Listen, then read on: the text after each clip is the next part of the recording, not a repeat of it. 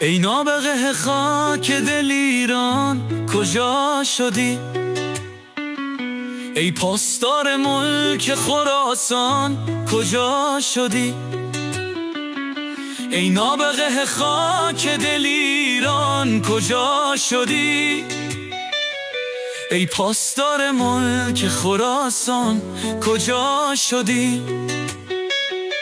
مومن اندرابی، مومن اندرابی.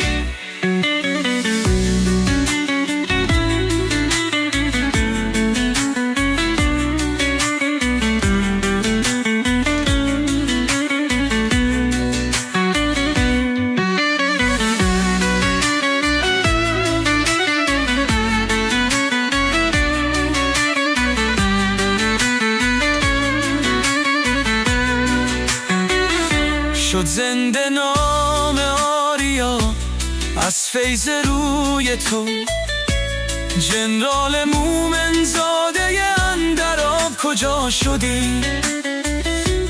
تا نیستی مایوس و دل افگار گشته ای،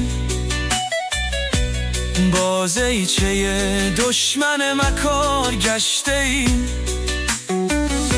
مومن اندرابی، مومن اندرابی.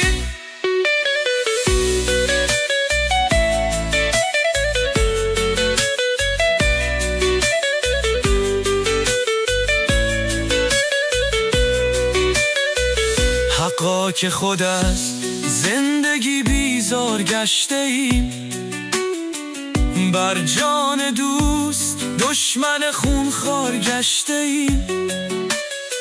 چون شیر ژیان پرده ذلت را دریدی، ای قهرمان و فاتح میدان کجا شدی؟